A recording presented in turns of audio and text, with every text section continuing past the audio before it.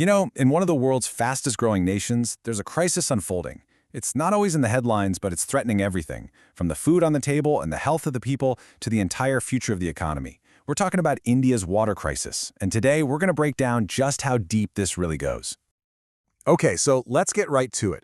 This isn't some warning from an outside group. This statement comes directly from the Indian government's own policy think tank, Niti Aayog, and they said this all the way back in 2018, painting a really stark picture of a problem that's only gotten more urgent since. So let's try to put a number on this crisis. 600 million. That's how many people in India are facing extreme water stress. I mean, that's nearly half the entire country's population, waking up every day not knowing if they'll have enough water for even their most basic needs. And here's the thing, it's not just about a lack of water. It's also about the quality of the water that's actually left. A staggering 70% of India's water supply is contaminated. So you've got this two-front crisis. There's not enough water, and the water that is there is often dangerous to use. It all really comes down to this pretty fundamental imbalance. India is home to about 17% of all people on Earth, but it only has access to 4% of the world's fresh water. This single statistic right here is really the bedrock of the entire crisis.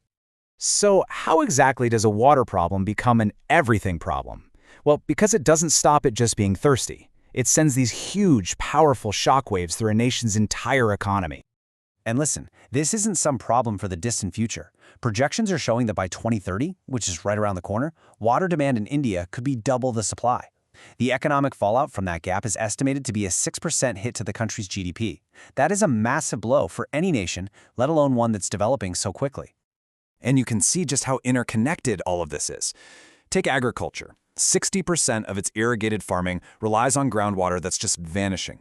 Then you have industry, which is caught in this vicious cycle. It needs water to run, but it's also a major source of the pollution. And this even spills over into global trade, with major partners like the US and the UAE actually rejecting Indian products because of these water quality issues.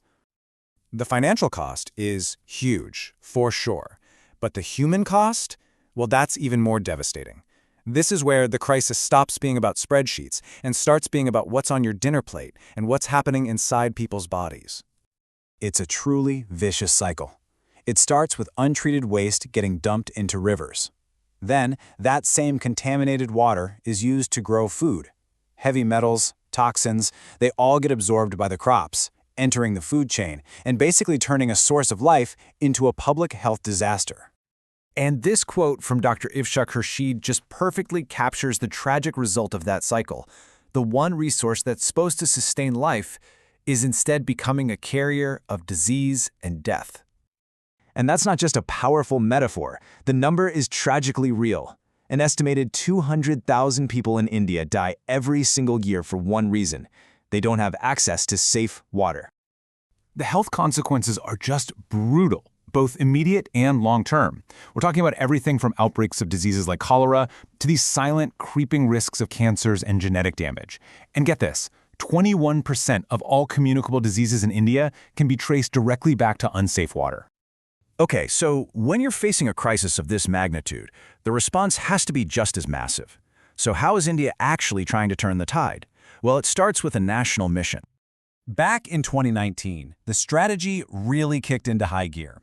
First, the government created a new ministry called Jal Shakti, which literally means water power, a huge step to bring water management under one roof. Then, just a few months later, they launched the Jal Jeevan mission with this incredibly ambitious goal: get safe, piped drinking water to every single rural home in the country by 2024. And they put some serious money where their mouth was. The Jal Jeevan mission got a budget of 3.6 trillion rupees. To put that in perspective, that's over 43 billion US dollars. This was way more than just a policy paper. It was a massive financial commitment. And that investment started paying off fast. When the mission launched in 2019, only about 17% of rural homes had a tap water connection. Just 2 years later, that number had jumped all the way to 43%. That is a huge leap in providing basic access. But it's really important to understand this mission is about so much more than just laying down pipes. The goal is incredibly specific: to deliver 55 liters of safe water per person every single day through a tap that actually works. It's a real shift from just building infrastructure to guaranteeing a reliable, healthy supply. But here's the thing.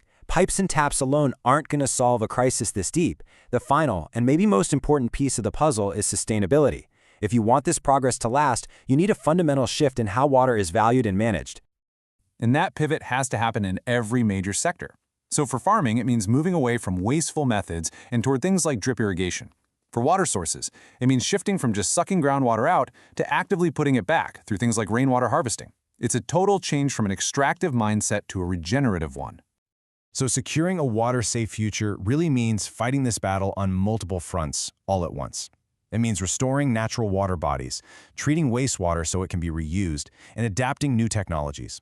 But most importantly, it means empowering local communities to lead their own water management. The idea is to build a culture of conservation from the ground up. Which brings us to the final, critical question. India is the world's #1 user of groundwater.